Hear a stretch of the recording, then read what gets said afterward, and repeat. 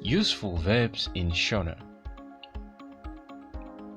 Before we start, it is important to note that all Shona verbs start with the letters K and U, that is ku, and they end with the letter A, which is pronounced A.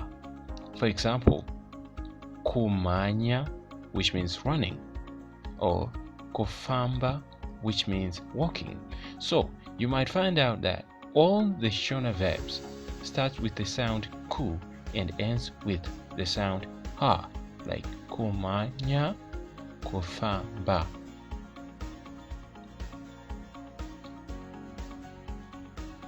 Kuvuma, to accept. Kutenga, to buy. Kutengesa, to sell. Kubatsira, to help. Kuda, to like, love, or want. Kuwedzera, to add. Kubvisa, to remove or eliminate.